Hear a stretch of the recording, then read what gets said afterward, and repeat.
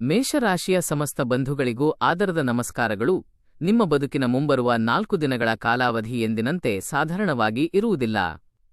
ಮೇ 17, 18, 19, 20 ಈ ದಿನಾಂಕಗಳಲ್ಲಿ ಮೇಷರಾಶಿಯವರ ಸೌಭಾಗ್ಯವು ಯಾವ ರೀತಿಯಲ್ಲಿ ಪಲ್ಲಟಗೊಳ್ಳಲಿದೆ? ಆ ಸಂದರ್ಭದಲ್ಲಿ ನಿಮ್ಮ ಜೊತೆಗೆ ಯಾರು ಕೈಜೋಡಿಸುತ್ತಾರೆ? ನಿಮ್ಮ ಬೆನ್ನಿನ ಹಿಂದೆ ನಿಂತು ನಿಮಗೆ ಯಾರು ವಂಚನೆ ಮಾಡಲಿದ್ದಾರೆ? ಯಾವ ನಿರ್ದಿಷ್ಟ ದಿನದಂದು ನಿಮಗೆ ಧನಲಾಭದ ಯೋಗ ಒದಗಿ ಬರಲಿದೆ? ಯಾವ ದಿನದಂದು ನೀವು ಅತ್ಯಂತ ಜಾಗರೂಕರಾಗಿ ಇರಬೇಕಾಗುತ್ತದೆ? ನಿಮ್ಮ ಇಡೀ ಜೀವನದ ದಿಕ್ಕನ್ನು ಬದಲಾಯಿಸುವಂತಹ ಯಾವ ಸುವರ್ಣ ಅವಕಾಶ ನಿಮ್ಮನ್ನು ಹುಡುಕಿಕೊಂಡು ಬರಲಿದೆ? ಈ ಸುದೀರ್ಘ ವಿವರಣೆಯಲ್ಲಿ ನೀವು ಪ್ರತಿಯೊಂದನ್ನು ಸಂಪೂರ್ಣವಾಗಿ ಗ್ರಹಿಸಲಿದ್ದೀರಿ. ಈ ಮಾಹಿತಿಯನ್ನು ಎಲ್ಲೂ ಅರ್ಧಕ್ಕೆ ನಿಲ್ಲಿಸದೆ ಕೊನೆಯವರೆಗೂ ಪೂರ್ಣವಾಗಿ ಗಮನಿಸಿ, ಏಕೆಂದರೆ ಮುಕ್ತಾಯದಲ್ಲಿ ವಿವರಿಸಲಾದ ಒಂದು ಪುಟ್ಟ ದೈವಿಕ ಉಪಾಯವು ನಿಮ್ಮ ಬದುಕಿನಲ್ಲಿರುವ ದಾರಿದ್ರ್ಯವನ್ನು ಸಂಪೂರ್ಣವಾಗಿ ತೊಡೆದುಹಾಕುವ ಮಹತ್ತರ ಶಕ್ತಿಯನ್ನು ಒಳಗೊಂಡಿದೆ. ಮುಖ್ಯವಾಗಿ ಮೇಷರಾಶಿಯ ವ್ಯಕ್ತಿಗಳು ಈ 4 ದಿನಗಳ ಅವಧಿಯಲ್ಲಿ ತಮ್ಮ ಉದ್ವೇಗ ಹಾಗೂ ಸಿಟ್ಟನ್ನು ಹತೋಟಿಯಲ್ಲಿಟ್ಟುಕೊಳ್ಳದಿದ್ದರೆ ಅವರ ಸನಿಹಕ್ಕೆ ಬಂದ ಅದೃಷ್ಟದ ಅವಕಾಶವೂ ಸಹ ಕೈತಪ್ಪಿ ಹೋಗುವ ಸಂಭವ ದಟ್ಟವಾಗಿದೆ. ಇದಲ್ಲದೆ ಒಂದು ವಿಸ್ಮಯಕಾರಿಯಾದ ಶುಭ ಸುದ್ದಿಯು ನಿಮ್ಮ ಮನೆಯ ಹೊಸ್ತಿಲನ್ನು ಶೀಘ್ರದಲ್ಲೇ ತಟ್ಟಲಿದೆ. ಈಗ ಈ ವಿಚಾರವನ್ನು ಮುಂದುವರಿಸುವುದಕ್ಕಿಂತ ಮುಂಚಿತವಾಗಿ ತಕ್ಷಣವೇ ಚಂದಾದಾರರಾಗಿ ಸಬ್ಸ್ಕ್ರೈಬ್ ಮಾಡಿ ಮತ್ತು ಗಂಟೆಯ ಗುರುತನ್ನು ಬೆಲ್ ಐಕಾನ್ ಒತ್ತಿರಿ. ಈ ವಿವರಣೆ ನಿಮಗೆ ಹಿತವೆನಿಸಿದರೆ ಇದನ್ನು ಲೈಕ್ ಮಾಡಲು ಮರೆಯದಿರಿ. ಹಾಗೆಯೇ ನೀವು ಅಪಾರವಾಗಿ ಆರಾಧಿಸುವ ದೇವತಾ ನಾಮವನ್ನು ಪ್ರತಿಕ್ರಿಯೆ ಬಾಕ್ಸ್ನಲ್ಲಿ ದಾಖಲಿಸಲು ಮರೆಯಬೇಡಿ. ಓಂ ನಮಃ ಶಿವಾಯ ಎಂದು ಬರೆಯುವ ಭಕ್ತರು ಪರಶಿವನ ಪರಮ ಕೃಪೆಗೆ ಪಾತ್ರರಾಗುತ್ತಾರೆ. ಜೈ ಶ್ರೀರಾಮ್ ಎಂದು ಬರೆಯುವವರ ನಿವಾಸಕ್ಕೆ ಮಂಗಲಕರವಾದ ಸಕಾರಾತ್ಮಕ ಶಕ್ತಿಯು ಪ್ರವೇಶ ಪಡೆಯುತ್ತದೆ. ಗೋವಿಂದ ಗೋವಿಂದ ಎಂದು ಸ್ಮರಿಸುವವರು ತಮ್ಮ ಆರ್ಥಿಕ ಸಂಕಷ್ಟಗಳು ನುಚ್ಚುನೂರಾಗುವ ಶುಭ ಲಕ್ಷಣಗಳನ್ನು ಕಾಣಲಿದ್ದಾರೆ. ಈಗ ಯಾವುದೇ ವಿಳಂಬವಿಲ್ಲದೆ ಮೇಷರಾಶಿಯವರ ಬದುಕನ್ನು ಉನ್ನತ ಸ್ಥಾನಕ್ಕೆ ಕೊಂಡೊಯ್ಯುವ ಆ ವಿಸ್ಮಯಕಾರಿ ಭವಿಷ್ಯದ ಕಡೆಗೆ ಸಾಗೋಣ. ಮೇಷರಾಶಿಯ ಜಾತಕದವರು ಸಾಮಾನ್ಯವಾಗಿ ಅಪ್ರತಿಮ ಸಾಹಸಿಗಳು ಮತ್ತು ಧೈರ್ಯವಂತರು. ಅವರ ಅಂತರಂಗದಲ್ಲಿ ಕೊಂಚ ಭಯದ ನೆರಳಿದ್ದರೂ ಅವರು ಯಾವುದೇ ಕೆಲಸಕ್ಕಾದರೂ ಮೊದಲು ಹೆಜ್ಜೆ ಇಡುವ ದೃಢ ಸಂಕಲ್ಪವನ್ನು ಹೊಂದಿರುತ್ತಾರೆ. ಇತರ ಜನರಿಂದ ಮಾಡಲು ಅಸಾಧ್ಯವಾದ ಕಾರ್ಯಗಳನ್ನು ಸಹ ತಾವು ಯಶಸ್ವಿಯಾಗಿ ಪೂರ್ಣಗೊಳಿಸಬಲ್ಲೆವು ಎಂಬ ಅಚಲ ವಿಶ್ವಾಸ ಅವರಲ್ಲಿ ಮನೆಮಾಡಿರುತ್ತದೆ. ಆ ಕಾರಣದಿಂದಲೇ ಸಮಾಜದಲ್ಲಿ ಅನೇಕರು ಮೇಷರಾಶಿಯವರನ್ನು ತಮ್ಮ ಮಾರ್ಗದರ್ಶಕರಾಗಿ ಅಥವಾ ನಾಯಕರಾಗಿ ಗೌರವಿಸುತ್ತಾರೆ. ಆದರೆ ಅವರಲ್ಲಿ ಒಂದು ದೊಡ್ಡ ದೌರ್ಬಲ್ಯವೂ ಸಹ ಅಡಗಿದೆ. ಅದುವೇ ಅವರ ತೀವ್ರವಾದ ಕೋಪ. ನೀವು ಸಿಟ್ಟಿಗೆದ್ದಾಗ ಎದುರಿಗಿರುವವರು ಏನು ಭಾವಿಸುತ್ತಾರೆ ಎಂಬುದನ್ನು ಕಿಂಚಿತ್ತೂ ಯೋಚಿಸದೆ ಕಠಿಣವಾಗಿ ಮಾತನಾಡಿಬಿಡುತ್ತೀರಿ. ಆ ಘಟನೆಯ ನಂತರ ನೀವೇ ಸ್ವತಃ ತೀವ್ರವಾಗಿ ಪಶ್ಚಾತ್ತಾಪ ಪಡುತ್ತೀರಿ ಮತ್ತು ದುಃಖಿಸುತ್ತೀರಿ. ಈ ನಿರ್ದಿಷ್ಟ ಗುಣಲಕ್ಷಣವು ಮುಂಬರುವ 4 ದಿನಗಳಲ್ಲಿ ನಿಮ್ಮ ದೈನಂದಿನ ಜೀವನದ ಮೇಲೆ ತೀವ್ರ ಪ್ರಭಾವ ಬೀರಲಿದೆ. ಪ್ರಮುಖವಾಗಿ ನಿಮ್ಮ ಕುಟುಂಬದ ಸದಸ್ಯರೊಡನೆ ಸಂವಹನ ನಡೆಸುವಾಗ ನೀವು ಅತ್ಯಂತ ಎಚ್ಚರಿಕೆಯಿಂದ ಇರಬೇಕಾಗುತ್ತದೆ. ನಿಮ್ಮ ಅಂತರಂಗದಲ್ಲಿ ಎಷ್ಟೇ ಪ್ರೀತಿ ಜಿಟಿಜಿಟಿಯಾಗುತ್ತಿದ್ದರೂ ನಿಮ್ಮ ಹೊರಗಿನ ಮಾತುಗಳು ಕಟುವಾಗಿ ಧ್ವನಿಸಬಹುದು. ಆದ್ದರಿಂದ ನಿಮ್ಮ ಅತ್ಯಂತ ಆಪ್ತರು ನಿಮ್ಮನ್ನು ತಪ್ಪಾಗಿ ಗ್ರಹಿಸುವಂತಹ ಸನ್ನಿವೇಶಗಳು ಸೃಷ್ಟಿಯಾಗಬಹುದು. ಈ ನಿರ್ದಿಷ್ಟ ಕಾಲಘಟ್ಟದಲ್ಲಿ ನಿಮ್ಮ ಬದುಕಿನಲ್ಲಿ ಕೆಲವು ಅನಿರೀಕ್ಷಿತ ಪಲ್ಲಟಗಳು ಆರಂಭವಾಗಲಿವೆ. ಬಹುದಿನಗಳಿಂದ ಸ್ಥಗಿತಗೊಂಡಿದ್ದ ನಿಮ್ಮ ಪ್ರಮುಖ ಕಾರ್ಯಗಳು ಮತ್ತೆ ಚುರುಕಾಗಿ ಸಾಗಲು ತೊಡಗುತ್ತವೆ. ನಿಮಗೆ ಕಾನೂನುಬದ್ಧವಾಗಿ ಬರಬೇಕಾಗಿದ್ದ ಧನದ ಕುರಿತಾದ ಆಶಾದಾಯಕ ವಾರ್ತೆಗಳನ್ನು ನೀವು ಕೇಳಲಿದ್ದೀರಿ. ಕೆಲವು ಮೇಷರಾಶಿಯ ಉದ್ಯೋಗಾಕಾಂಕ್ಷಿಗಳಿಗೆ ನೂತನ ಆಫರ್ಗಳು ಸಹ ಒದಗಿಬರಬಹುದು. ವಿಶೇಷವಾಗಿ ಇಂದಿನವರೆಗೂ ತಮ್ಮ ನಿರಂತರ ಕಠಿಣ ಪರಿಶ್ರಮಕ್ಕೆ ತಕ್ಕ ಪ್ರತಿಫಲ ಸಿಗದೆ ಬೇಸತ್ತಿದ್ದವರು ಈಗ ಭರವಸೆಯ ಬೆಳಕನ್ನು ಕಾಣಲಿದ್ದಾರೆ. ಆದಾಗ್ಯೂ ಒಂದು ಪ್ರಮುಖ ವಿಚಾರವನ್ನು ಸದಾ ನೆನಪಿನಲ್ಲಿಡಬೇಕು. ನಿಮ್ಮ ಸಿಟ್ಟಿನ ಪ್ರಭಾವದಿಂದ ಕೈಸೇರಲಿರುವ ಉತ್ತಮ ಸುವರ್ಣಾವಕಾಶಗಳನ್ನು ನೀವೇ ಸ್ವತಃ ಹಾಳು ಮಾಡಿಕೊಳ್ಳಬೇಡಿ. ಈ 4 ದಿನಗಳ ಅವಧಿಯಲ್ಲಿ ನಿಮಗೆ ಬೆಂಬಲವಾಗಿ ನಿಲ್ಲಲು ಆಶಿಸುವ ಸಜ್ಜನರು ಸಹ ನಿಮ್ಮ ಎದುರಿಗೆ ಬರಲಿದ್ದಾರೆ. ಆದರೆ ನೀವು ಪ್ರತಿಯೊಬ್ಬರನ್ನೂ ಸಂಶಯದ ದೃಷ್ಟಿಯಿಂದ ನೋಡುವುದರಿಂದ ಅಂತಹ ಒಳ್ಳೆಯ ವ್ಯಕ್ತಿಗಳನ್ನು ನಿಮ್ಮಿಂದ ದೂರ ತಳ್ಳುವ ಅಪಾಯವೂ ಇಲ್ಲದಿಲ್ಲ. ಮೇಷರಾಶಿಯ ವ್ಯಕ್ತಿಗಳು ಹೊರನೋಟಕ್ಕೆ ಅತ್ಯಂತ ಗಟ್ಟಿಯಾಗಿ ಮತ್ತು ಕಠಿಣವಾಗಿ ಕಂಡರೂ ಅವರ ಹೃದಯದ ಒಳಗೆ ಅತ್ಯಂತ ಮೃದುವಾದ ಹಾಗೂ ಕರುಣಾಮಯಿ ಭಾವನೆಗಳು ತುಂಬಿರುತ್ತವೆ. ಯಾರಾದರೂ ತಮ್ಮನ್ನು ಅಲಕ್ಷ್ಯ ಮಾಡಿದರೆ ಅಥವಾ ತಮ್ಮ ಬಗ್ಗೆ ಕಾಳಜಿ ವಹಿಸದಿದ್ದರೆ ಅವರು ಅಂತರಂಗದಲ್ಲಿ ತೀವ್ರವಾಗಿ ನೊಂದುಕೊಳ್ಳುತ್ತಾರೆ. ಆದರೆ ಆ ಆಂತರಿಕ ಬೇಸರವನ್ನು ಅವರು ಯಾರ ಮುಂದೆಯೂ ತೋರ್ಪಡಿಸಿಕೊಳ್ಳುವುದಿಲ್ಲ. ಈ ಪ್ರಸ್ತುತ ಸಮಯದಲ್ಲಿ ನಿಮ್ಮ ಮನಸ್ಸಿನಲ್ಲಿ ಒಂಟಿತನದ ಭಾವನೆಗಳು ಅತಿಯಾಗುವ ಸಾಧ್ಯತೆಯಿದೆ. ವಿಶೇಷವಾಗಿ ನಿಶಬ್ದವಾದ ರಾತ್ರಿಯ ವೇಳೆಯಲ್ಲಿ ಹಳೆಯ ಕಹಿ ಘಟನೆಗಳನ್ನು ಮರುಕಳಿಸಿ ನೆನಪಿಸಿಕೊಳ್ಳುವುದರಿಂದ ನೀವು ಖಿನ್ನರಾಗಬಹುದು. ಆದರೆ ಆ ಮಾನಸಿಕ ದುಃಖವು ಹೆಚ್ಚು ದಿನಗಳ ಕಾಲ ಮುಂದುವರಿಯುವುದಿಲ್ಲ. ದೈವಾನುಗ್ರಹದಿಂದ ನಿಮ್ಮ ಜೀವನದಲ್ಲಿ ಶ್ರೇಷ್ಠ ಬದಲಾವಣೆಯು ದಿಗಂತದಲ್ಲಿ ಕಾಣಿಸಲಿದೆ. ಈ ಅವಧಿಯಲ್ಲಿ ನೀವು ಸೂರ್ಯೋದಯಕ್ಕೂ ಮುನ್ನ ಎದ್ದು ದೇವತಾ ಪ್ರಾರ್ಥನೆ ಮಾಡಿದರೆ ಬದುಕಿನಲ್ಲಿ ಪವಾಡಗಳು ಸಂಭವಿಸುತ್ತವೆ. ನಿಮ್ಮ ಮನೆಯ ಹಿರಿಯರ ಹಿತವಚನಗಳನ್ನು ಶಿರಸಾವಹಿಸಿ ಪಾಲಿಸುವುದರಿಂದ ಅನೇಕ ಕಿರಿಕಿರಿಗಳು ತಾವಾಗಿಯೇ ಬಗೆಹರಿಯುತ್ತವೆ. ಈ ಸಮಯದಲ್ಲಿ ನಿಮ್ಮ ಪೋಷಕರ ಆಶೀರ್ವಾದದ ಬಲವು ನಿಮಗೆ ಒಂದು ಅಭೇದ್ಯ ರಕ್ಷಣಾ ಕವಚವಾಗಿ ಕಾರ್ಯನಿರ್ವಹಿಸಲಿದೆ. ಈ 4 ದಿನಗಳ ನಿರಂತರ ಓಡಾಟದಲ್ಲಿ ನಿಮ್ಮ ಶರೀರವು ತೀವ್ರ ಆಯಾಸಕ್ಕೆ ತುತ್ತಾಗಬಹುದು. ಕರ್ತವ್ಯದ ಒತ್ತಡ ಮತ್ತು ಕೆಲಸದ ಬಾಹುಳ್ಯದಿಂದಾಗಿ ನಿಮಗೆ ಸೂಕ್ತ ವಿಶ್ರಾಂತಿ ಪಡೆಯಲು ಸಮಯ ಸಿಗದೇ ಇರಬಹುದು.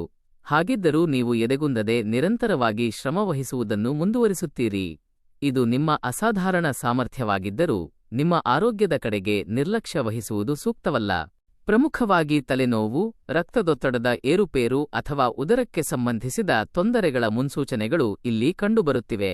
ಹೊರಗಿನ ಹೋಟೆಲ್ ಆಹಾರಗಳನ್ನು ಹಾಗೂ ಮಸಾಲೆ ಪದಾರ್ಥಗಳನ್ನು ತ್ಯಜಿಸುವುದು ಅತ್ಯಂತ ಹಿತಕರ. ಇದಲ್ಲದೆ ಈ ನಿರ್ದಿಷ್ಟ ದಿನಗಳಲ್ಲಿ ನೀವು ಯಾರಿಗಾದರೂ ಹಣವನ್ನು ಸಾಲದ ರೂಪದಲ್ಲಿ ಹಸ್ತಾಂತರಿಸುವ ಮುನ್ನ 100 ಬಾರಿ ಯೋಚಿಸಬೇಕಾಗುತ್ತದೆ. ನೀವು ನೀಡಿದ ಹಣವು ಸಕಾಲಕ್ಕೆ ಮರಳಿ ಬಾರದೆ ವಿಳಂಬವಾಗುವ ಸಾಧ್ಯತೆಗಳಿವೆ. ಈ 4 ದಿನಗಳಲ್ಲಿ ನಿಮ್ಮ ಜೀವನದ ಹಳೆಯ ಪ್ರಮುಖ ವ್ಯಕ್ತಿಯೊಬ್ಬರು ಮತ್ತೆ ನಿಮ್ಮ ಸನಿಹಕ್ಕೆ ಬರುವ ಲಕ್ಷಣಗಳು ಗೋಚರಿಸುತ್ತಿವೆ. ಹಿಂದೆ ಯಾವುದೋ ಕಾರಣಕ್ಕೆ ದೂರವಾಗಿದ್ದ ಜನರು ಮತ್ತೆ ನಿಮ್ಮೊಂದಿಗೆ ಸಂಪರ್ಕ ಸಾಧಿಸಲು ಯತ್ನಿಸಬಹುದು. ಕೆಲವರಿಗೆ ತಮ್ಮ ಹಳೆಯ ಶಾಲಾ ಕಾಲೇಜು ಸ್ನೇಹಿತರಿಂದ ಆಕಸ್ಮಿಕ ದೂರವಾಣಿ ಕರೆಗಳು ಬರಬಹುದು. ಅಷ್ಟೇ ಅಲ್ಲದೆ ಪ್ರೇಮ ಸಂಬಂಧಗಳ ವಿಷಯಗಳಲ್ಲೂ ಗಮನಾರ್ಹ ಪಲ್ಲಟಗಳನ್ನು ಕಾಣಬಹುದು. ನೀವು ಹಿಂದೆ ನಿಜವಾದ ಅಂತರಂಗದಿಂದ ಪ್ರೀತಿಸಿದ್ದ ವ್ಯಕ್ತಿಯ ಬಗ್ಗೆ ಮತ್ತೆ ಮರುಯೋಚನೆ ಮಾಡುವ ಸನ್ನಿವೇಶ ಎದುರಾಗಬಹುದು. ಆದರೆ ಯಾವುದೇ ಕಾರಣಕ್ಕೂ ಆತುರಾತುರವಾಗಿ ತೀರ್ಮಾನಗಳನ್ನು ತೆಗೆದುಕೊಳ್ಳಬೇಡಿ. ನಿಮ್ಮ ಬದುಕಿಗೆ ನಿಜವಾದ ನೆಮ್ಮದಿ ಮತ್ತು ಶಾಂತಿಯನ್ನು ಕರುಣಿಸುವಂತಹ ವ್ಯಕ್ತಿಯನ್ನು ಮಾತ್ರ ನೀವು ಪೂರ್ಣವಾಗಿ ವಿಶ್ವಾಸಿಸಬೇಕು. ಈ ಪ್ರಸ್ತುತ ಕಾಲಾವಧಿಯಲ್ಲಿ ಮೇಷರಾಶಿಯ ಜಾತಕದ ಮೇಲೆ ಅಂಗಾರಕನ ಮಂಗಳನ ಪ್ರಭಾವವು ಅತ್ಯಂತ ತೀಕ್ಷ್ಣವಾಗಿರಲಿದೆ. ಮಂಗಳನು ನಿಮ್ಮ ರಾಶಿಯ ಅಧಿಪತಿಯೇ ಆಗಿರುವುದರಿಂದ ನಿಮ್ಮ ಅಂತರಂಗದ ಸಾಹಸ ಪ್ರವೃತ್ತಿ ಮತ್ತು ಧೈರ್ಯವು ವೃದ್ಧಿಯಾಗುತ್ತದೆ. ನೀವು ಯಾರ ಮುಂದೆಯೂ ತಲೆಬಾಗದೆ ನಿಮ್ಮ ಸ್ವಾಭಿಮಾನವನ್ನು ಹಾಗೂ ಕೊಟ್ಟ ಮಾತನ್ನು ಉಳಿಸಿಕೊಳ್ಳಲು ಶ್ರಮಿಸುತ್ತೀರಿ. ಆದರೆ ಇದೇ ಸಂದರ್ಭದಲ್ಲಿ ನ್ಯಾಯಾಧಿಪತಿ ಶನಿ ದೇವನ ಪ್ರಭಾವದ ಕಾರಣದಿಂದಾಗಿ ಕೆಲವು ಕಠಿಣ ಪರೀಕ್ಷೆಗಳನ್ನು ಎದುರಿಸಬೇಕಾಗಿ ಬರಬಹುದು. ನೀವು ಎಷ್ಟೇ ಪ್ರಾಮಾಣಿಕವಾಗಿ ಶ್ರಮಪಟ್ಟರೂ ಅದರ ಪ್ರತಿಫಲಗಳು ತಡವಾಗಿ ಲಭಿಸುತ್ತವೆ ಎಂದು ನಿಮಗನ್ನಿಸಬಹುದು. ಕೆಲವೊಮ್ಮೆ ಭಗವಂತನು ನನ್ನನ್ನು ಕೈಬಿಟ್ಟಿದ್ದಾನೆ ಎಂದು ನೀವು ನಿರಾಶರಾಗಬಹುದು. ಆದರೆ ವಾಸ್ತವದಲ್ಲಿ ಕೊಂಚ ತಡವಾದರೂ ಭಗವಂತನು ನಿಮಗೆ ಅತ್ಯಂತ ಶ್ರೇಷ್ಠವಾದ ಫಲವನ್ನೇ ಕರುಣಿಸಲಿದ್ದಾನೆ. ಈ ಕಠಿಣ ಸಮಯದಲ್ಲಿ ಯಾವುದೇ ಕಾರಣಕ್ಕೂ ತಾಳ್ಮೆಯನ್ನು ಕಳೆದುಕೊಳ್ಳಬೇಡಿ. ಮೇ 17ರ ಭಾನುವಾರದಂದು ನಿಮ್ಮ ಆಂತರಿಕ ನೆಮ್ಮದಿಯು ಕೊಂಚ ಹೆಚ್ಚಾಗಲಿದೆ. ಮುಂಜಾನೆ ನಿದ್ರೆಯಿಂದ ಎದ್ದ ತಕ್ಷಣವೇ ಶುಭ ಸುದ್ದಿಯೊಂದನ್ನು ಆಲಿಸುವ ಸೌಭಾಗ್ಯ ನಿಮಗಿದೆ. ಮನೆಯಲ್ಲಿ ಮಂಗಲ ಕಾರ್ಯಕ್ರಮಗಳ ಆಯೋಜನೆಯ ಕುರಿತಾಗಿ ಗಂಭೀರ ಚರ್ಚೆಗಳು ಆರಂಭವಾಗುವ ಸಕಾರಾತ್ಮಕ ಲಕ್ಷಣಗಳಿವೆ. ಕೆಲವು ಮೇಷರಾಶಿಯವರಿಗೆ ಆಪ್ತ ಸಂಬಂಧಿಕರಿಂದ ಶುಭ ಸಮಾರಂಭಗಳ ಆಹ್ವಾನ ಪತ್ರಿಕೆಗಳು ಕೈಸೇರಬಹುದು. ಕುಟುಂಬದ ಸದಸ್ಯರೊಡನೆ ಎಲ್ಲಾದರೂ ಪ್ರವಾಸ ಕೈಗೊಳ್ಳುವ ಸಾಧ್ಯತೆಗಳೂ ಇವೆ. ಆದಾಗ್ಯೂ ಮಧ್ಯಾಹ್ನದ ಅವಧಿಯ ನಂತರ ನಿಮ್ಮ ಉದ್ವೇಗ ಮತ್ತು ಕೋಪದ ಪ್ರಮಾಣ ಹೆಚ್ಚಾಗಬಹುದು. ನಿಮ್ಮ ವಾಕ್ಚಾತುರ್ಯ ಮತ್ತು ಮಾತುಗಳ ಮೇಲೆ, ವಿಶೇಷವಾಗಿ ಮನೆಯ ವಾತಾವರಣದಲ್ಲಿ, ನೀವು ತೀವ್ರ ನಿಗಾ ವಹಿಸಬೇಕು. ನಿಮ್ಮ ಅಜಾಗರೂಕತೆಯ ನುಡಿಗಳು ನಿಮ್ಮ ಪ್ರೀತಿಪಾತ್ರರ ಮನಸ್ಸನ್ನು ತೀವ್ರವಾಗಿ ಘಾಸಿಗೊಳಿಸಬಹುದು.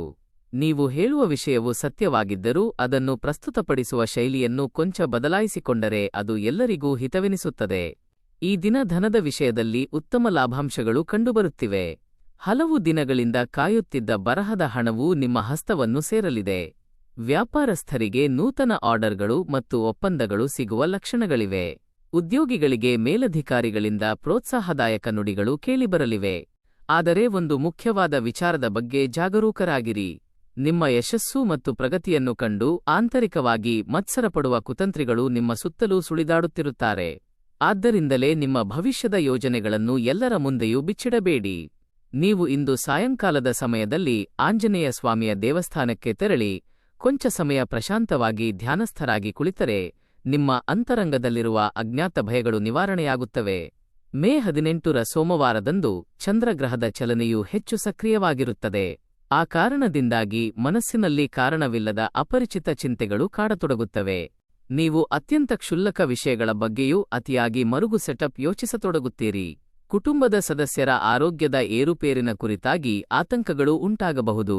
ವಿಶೇಷವಾಗಿ ನಿಮ್ಮ ಮಾತೃಶ್ರೀಯವರ ಆರೋಗ್ಯದ ಕಡೆಗೆ ನೀವು ಹೆಚ್ಚಿನ ಗಮನ ಹರಿಸಬೇಕಾಗುತ್ತದೆ. ಉದ್ಯೋಗದಲ್ಲಿರುವವರಿಗೆ ಇಂದು ಕಾರ್ಯಭಾರವು ವಿಪರೀತವಾಗಿ ಹೆಚ್ಚಾಗಲಿದೆ. ಬೆಳಗಿನ ಜಾವದಿಂದಲೇ ನೀವು ವಿಶ್ರಮವಿಲ್ಲದೆ ಓಡಾಡಬೇಕಾದ ಪರಿಸ್ಥಿತಿ ನಿರ್ಮಾಣವಾಗಬಹುದು. ಆದರೆ ದಿನದ ಅಂತ್ಯದಲ್ಲಿ ನಿಮ್ಮ ಕಠಿಣ ಪರಿಶ್ರಮಕ್ಕೆ ತಕ್ಕ ಶ್ಲಾಘನೆ ದೊರೆಯಲಿದೆ. ನಿಮ್ಮ ಬಾಸ್ಗಳು ನಿಮ್ಮ ನಿಷ್ಠಾವಂತ ಕೆಲಸವನ್ನು ಸೂಕ್ಷ್ಮವಾಗಿ ಗಮನಿಸುವ ಸಾಧ್ಯತೆಯಿದೆ. ಇಂದು ಪ್ರೇಮ ಜೀವನದ ವಿಚಾರಗಳಲ್ಲಿ ಕೊಂಚ ವಿವೇಕ ಮತ್ತು ಎಚ್ಚರಿಕೆ ಅಗತ್ಯ. ನಿಮ್ಮ ಆತುರದ ಮಾತುಗಳಿಂದಾಗಿ ಸಂಗಾತಿಯೊಡನೆ ತಪ್ಪು ತಿಳುವಳಿಕೆಗಳು ಸೃಷ್ಟಿಯಾಗಬಹುದು ಎಂಬ ಮುನ್ಸೂಚನೆಯಿದೆ.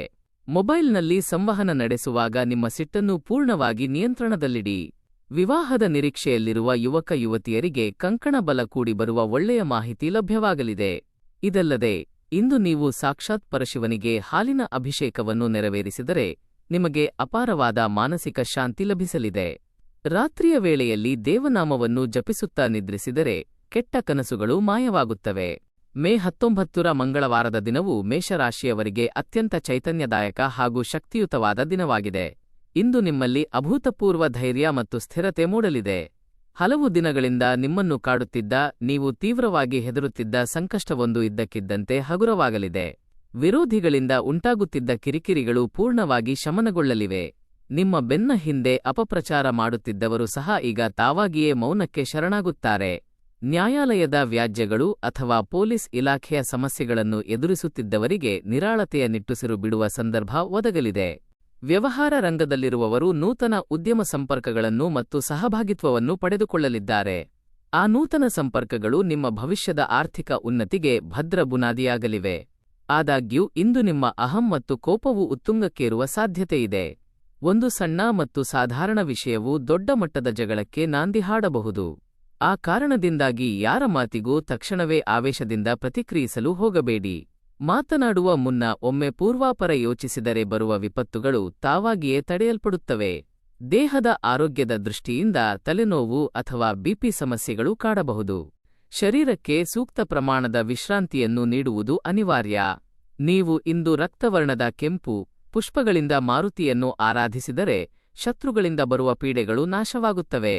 ಕೆಲವು ಮೇಷರಾಶಿಯವರಿಗೆ ಉದ್ಯೋಗ ನಿಮಿತ್ತ ದೂರದ ಊರುಗಳಿಗೆ ಪ್ರಯಾಣ ಬೆಳೆಸುವ ಯೋಗವು ಕಂಡುಬರುತ್ತಿದೆ. ಆ ಪ್ರಯಾಣದ ಮೂಲಕ ಧನಾತ್ಮಕ ಉದ್ಯಮ ಸಂಪರ್ಕಗಳು ಏರ್ಪಡಲಿವೆ. ಬುಧವಾರ ಮೇ 20ರಂದು ನಿಮ್ಮ ವಾಕ್ಚಾತುರ್ಯವು ನಿಮಗೆ ಅತ್ಯಂತ ಶ್ರೇಷ್ಠ ಫಲಿತಾಂಶಗಳನ್ನು ತಂದುಕೊಡಲಿದೆ.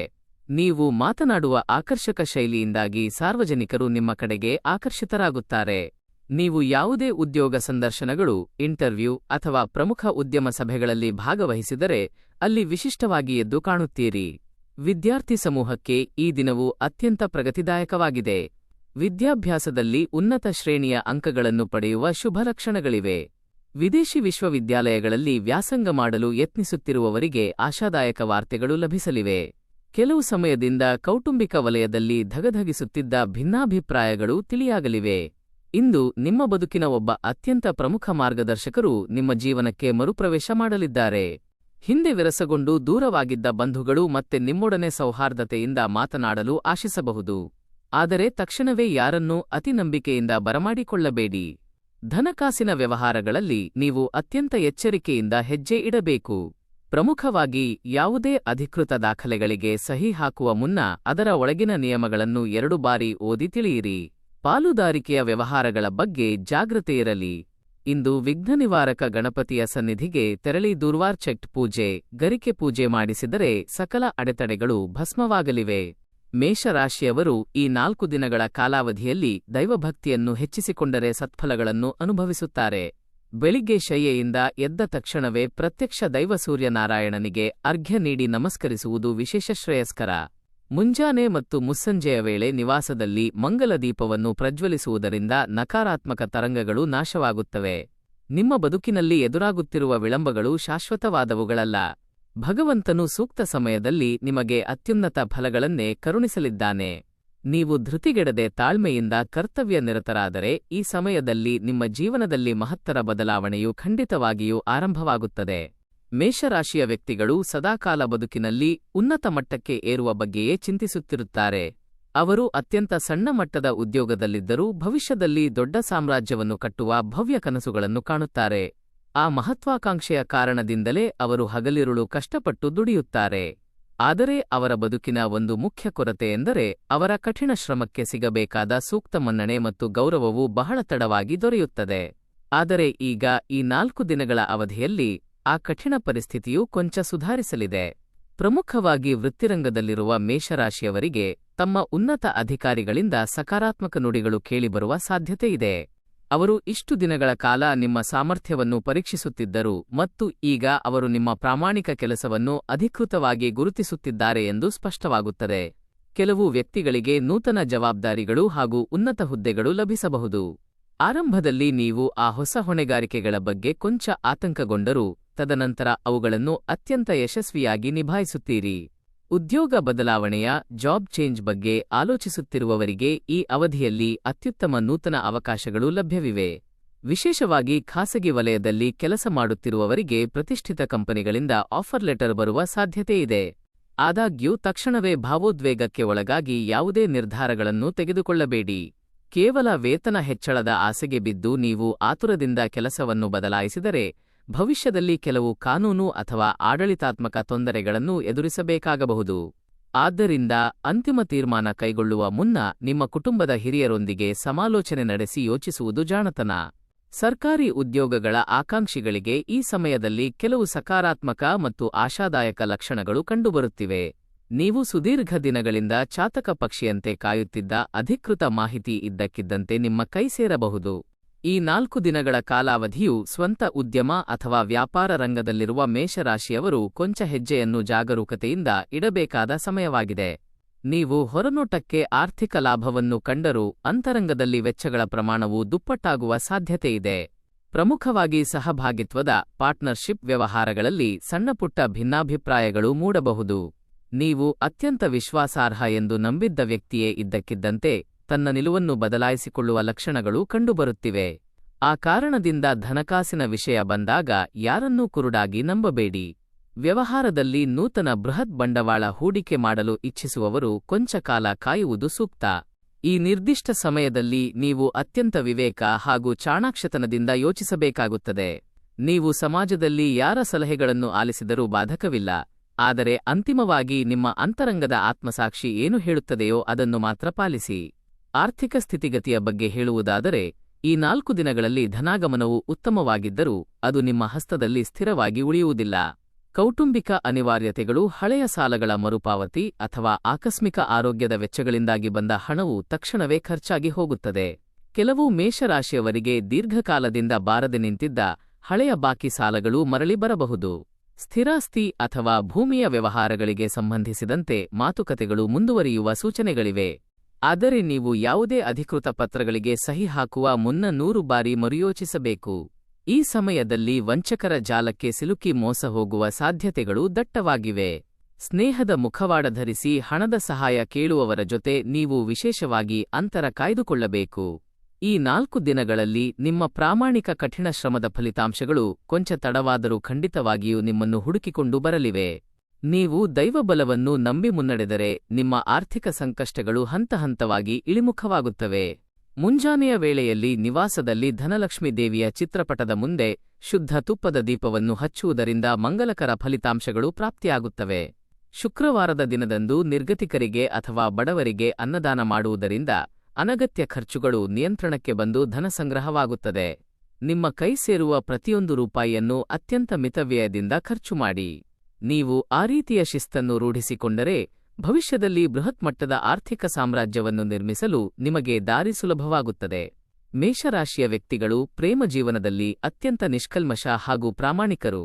ಒಮ್ಮೆ ಅವರು ಯಾರನ್ನಾದರೂ ಅಂತರಂಗದಿಂದ ಪ್ರೀತಿಸಿದರೆ ಎಂತಹ ಕಷ್ಟಗಳು ಎದುರಾದರೂ ಅವರನ್ನು ಕೈಬಿಡುವುದಿಲ್ಲ.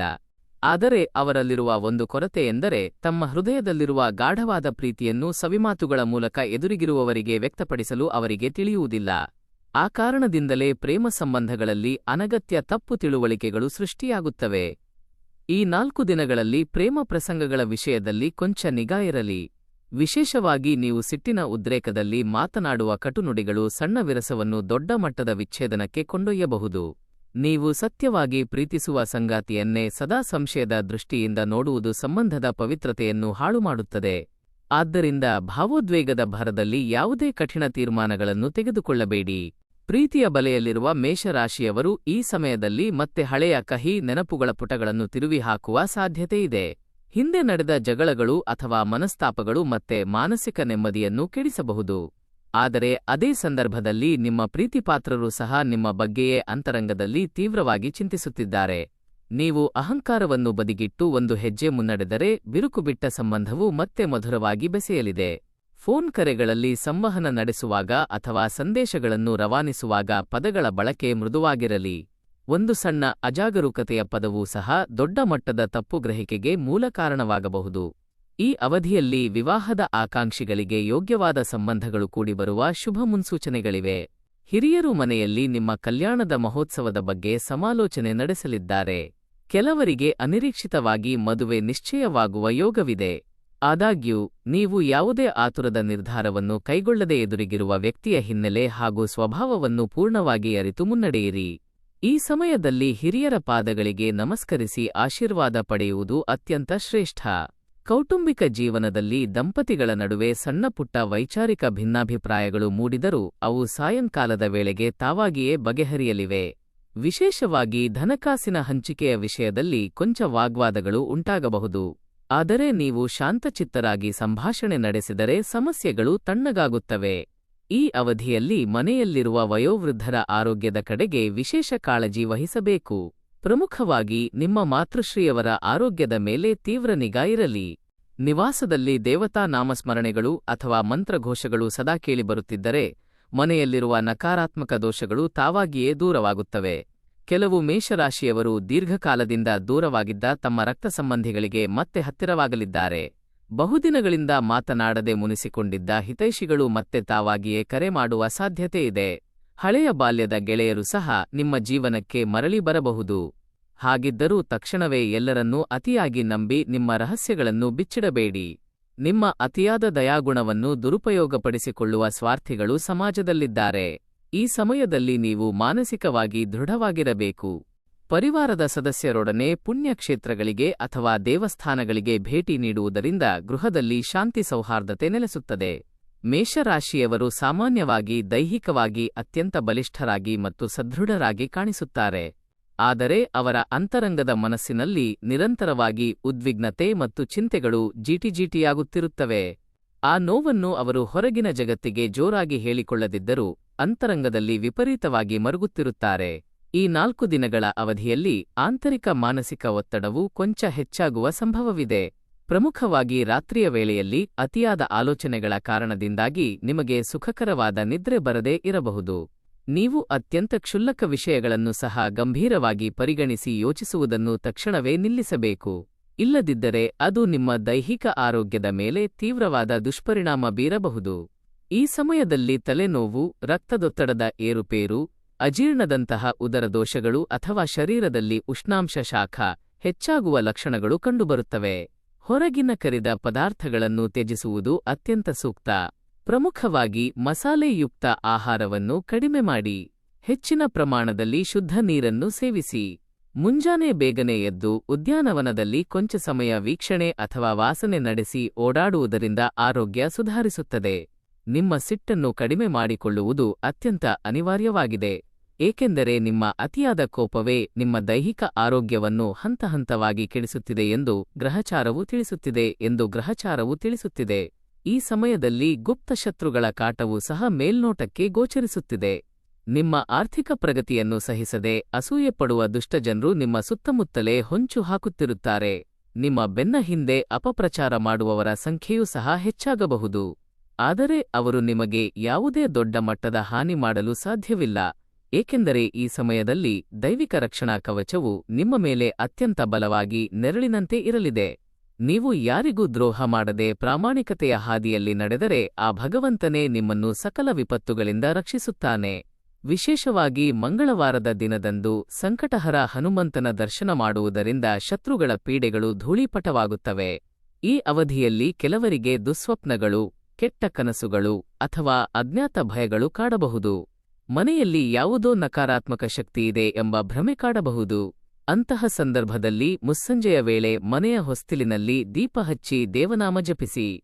ಹನುಮಾನ್ ಚಾಲೀಸಾವನ್ನು ಪಠಿಸುವುದು ಅಥವಾ ಶಿವನ ಪಂಚಾಕ್ಷರಿ ಸ್ತೋತ್ರವನ್ನು ಶ್ರವಣ ಮಾಡುವುದರಿಂದ ಮನಸ್ಸಿಗೆ ಪರಮಶಾಂತಿ ದೊರೆಯುತ್ತದೆ. ಕಲ್ಲು ಉಪ್ಪು ಬೆರೆಸಿದ ನೀರಿನಿಂದ ಗೃಹವನ್ನು ಸ್ವಚ್ಛಗೊಳಿಸುವುದರಿಂದ ವಾಸ್ತುದೋಷಗಳು ಹಾಗೂ ಕೆಟ್ಟ ಶಕ್ತಿಗಳು ನಾಶವಾಗುತ್ತವೆ. ಮೇಷರಾಶಿಯವರು ಈ 4 ದಿನಗಳಲ್ಲಿ ದೈವಭಕ್ತಿಯನ್ನು ಹೆಚ್ಚಿಸಿಕೊಂಡರೆ ಬದುಕಿನಲ್ಲಿ ಪವಾಡ ಸದೃಶ ಬದಲಾವಣೆಗಳು ಆರಂಭವಾಗುತ್ತವೆ. ವಿಶೇಷವಾಗಿ ಮಹಾದೇವ, ಮಾರುತಿ ಮತ್ತು ಸುಬ್ರಹ್ಮಣ್ಯ ಸ್ವಾಮಿಯ ಆರಾಧನೆ ಮಾಡುವುದರಿಂದ ಸಕಲ ವಿಘ್ನಗಳು ನಿವಾರಣೆಯಾಗುತ್ತವೆ. ಸೋಮವಾರದಂದು ಶಿವನ ಸನ್ನಿಧಿಗೆ ತೆರಳಿ ಹಾಲಿನ ಅಭಿಷೇಕವನ್ನು ಕಣ್ಣಾರೆ ವೀಕ್ಷಿಸಿದರೆ ಮಾನಸಿಕ ಕ್ಲೇಶಗಳು ದೂರವಾಗುತ್ತವೆ.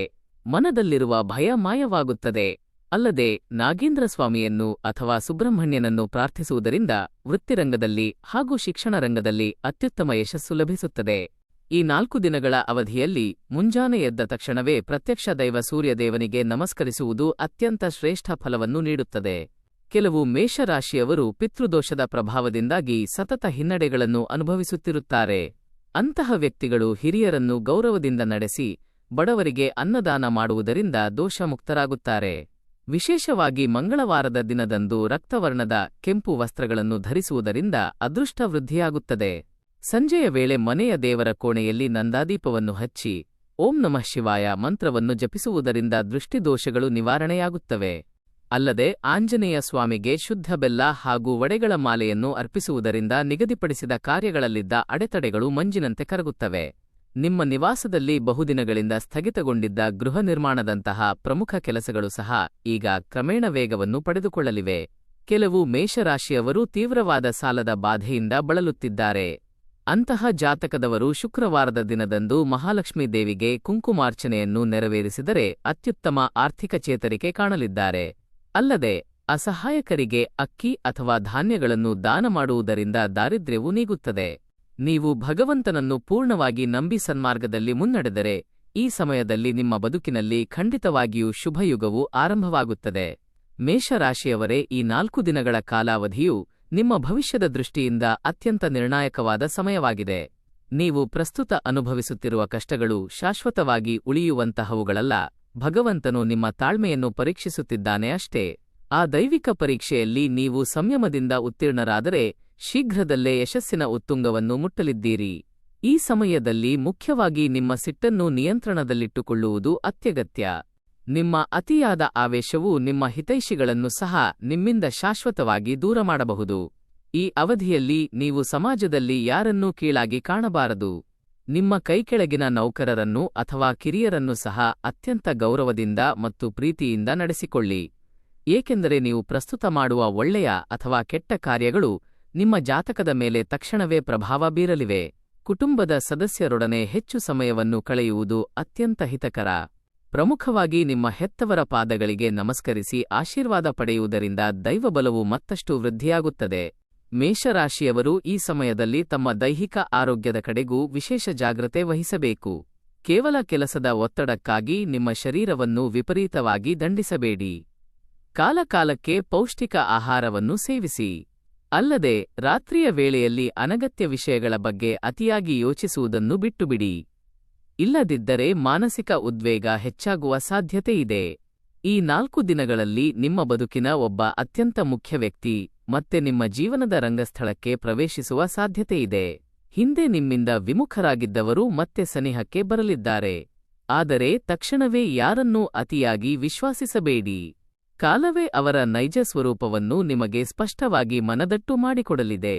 ಇದಲ್ಲದೆ ನೀವು ಹಣಕಾಸಿನ ಹೂಡಿಕೆಗಳ ವಿಷಯದಲ್ಲಿ ಅತ್ಯಂತ ಎಚ್ಚರಿಕೆಯಿಂದ ಇರಬೇಕು. ಯಾರದ್ದೋ ಮಾತನ್ನು ಕೇಳಿ ಆತುರದಿಂದ ಬಂಡವಾಳ ಹೂಡಲು ಹೋಗಬೇಡಿ.